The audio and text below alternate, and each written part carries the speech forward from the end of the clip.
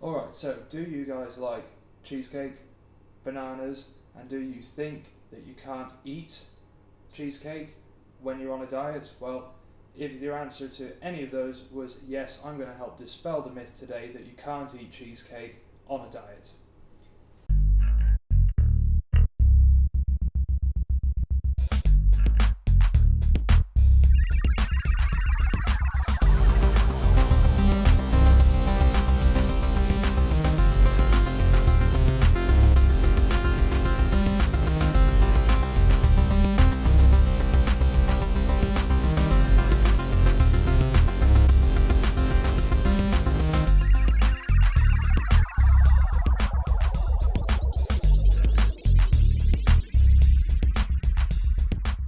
Right, now for this very unconventional cheesecake that doesn't have any cheese in it, you're only going to need 4 ingredients.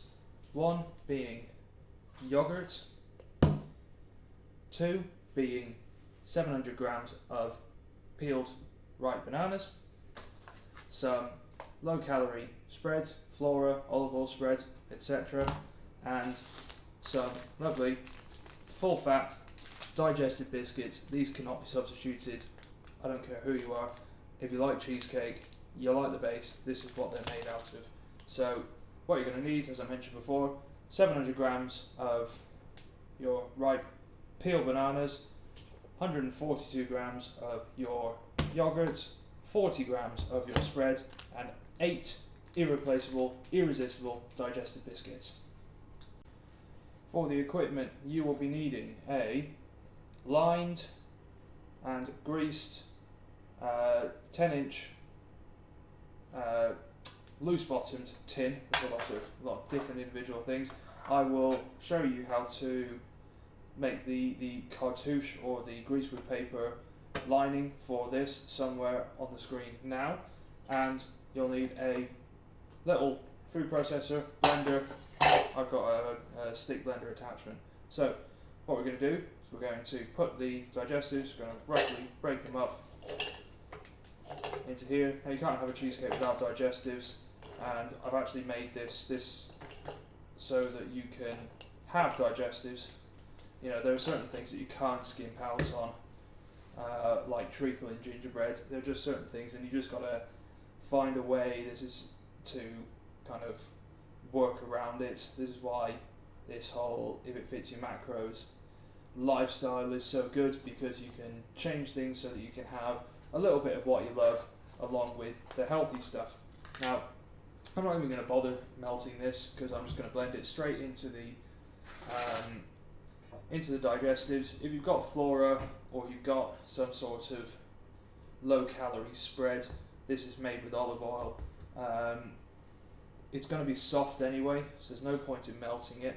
Plus it saves you time when you come to refrigerate it and actually set the base. So it's all about time saving. Right, and you just want 40 grams of that in there. And then we're just going to blend it up. Okay, so that took 20 seconds. I'm timing it on my camera here. We're just going to pour that into the pre-lined base. Make sure you get it all out, because remember, digestives, irreplaceable, irresistible digestives. Right. And we're just going to pat this out to the sides. And this is actually going to go in the oven to help it firm up, it all bake together, set together. This is what another part of the reason why I didn't bother melting the olive oil spread, because it's going to go in the oven anyway. And also, you'd notice if you were to melt it, mix it into the biscuits, when you're doing this stage, it'll stick to your hands and it wouldn't get a nice even coating on the bottom, which is what I'm getting now. So you want to make sure it's all nice and compact. And this is going to go into a preheated oven. Temperature doesn't really matter, you just want to toast it off. I've got mine set to 200 degrees because I've got something else in the oven. However, that's what the base looks like. That's going to go in the oven for 5 to 10 minutes. Okay, so the base is made, it's out of the oven, it's firm, it's stuck together, smells nice and buttery, toasty. So next we're going to make the simplest filling in the world. And all you're going to do is you're going to blend up your bananas with almost all of the yogurt. You want to save 4 tablespoons, so 60 grams of the yogurt. So that means you want to blend it with 82 grams of yogurt, and that is your filling. That's all it is.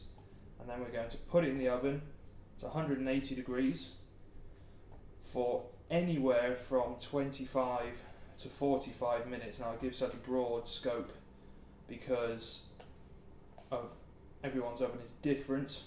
I'm going to blend this with the yogurt and show you what happens next. Okay, so the filling's done, it's blended, literally just yogurt and banana. I've got the base on a baking tray because I don't trust these loose bottom cake tins to save my life. So many times have I had mix spill out through the bottom, so this just protects my oven. I'm going to pour the mix in. This should fill it up quite nicely. So that's all in, and I'm going to show you what happens with the rest of the yogurt. So with your remaining 4 tablespoons of yogurt, you just take half a tablespoon, drop it in at 8 random different points of your choice. That's 5, 6, 7, 8. Chef's perks. Now, just take the back of the spoon and just marble it in figure 8s.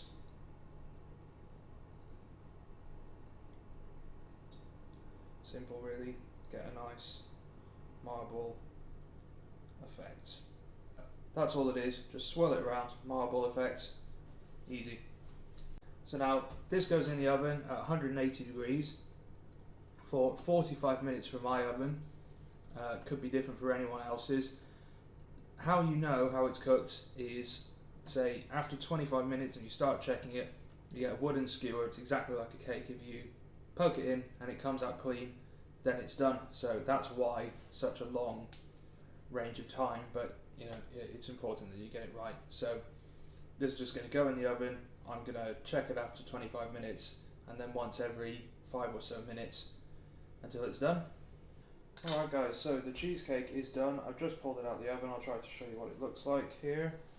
It's nicely brown and it's got the kind of swirl effect from the yogurt. Effectively what you're doing, it's quite a simple process actually when you think about it, is slowly curdling the yogurt in the oven, which isn't as bad as it sounds. As long as you're not stirring it, it'll just set into a nice creamy kind of cheesecake. So the macros on this are incredible, so let me just find them really quick on my laptop. Now, for me, I've said this serves 4, so that means a quarter of a cheesecake per person, which is quite big. This will realistically serve, say, 6 to 8. So I'll give you the macros for 4. Each slice, 324 calories, only 10 grams of fat, 56 grams of carbohydrates, 26 from sugar, 5 from fibre. Sugar will be mainly from the bananas, some in the base, and 6 grams of protein. Now my recipe is for 142 grams of natural yogurt, which has more fat than fat-free yogurt. I was using fat-free yogurt, so only reason why I didn't mention that before is because I wasn't 100% sure if it would actually work. So now that I know it does work with fat-free yogurt just fine, the calorie total will actually go down from there. So if it didn't sound good before, it'll sound better now. So now this just needs to cool down in the tin. Finish it with a bit of grated orange zest or whatever you want. Serve it with whatever you want. It's fantastic by itself. So if this is the kind of content that you guys want to see more of, then please click like and subscribe. Thank you.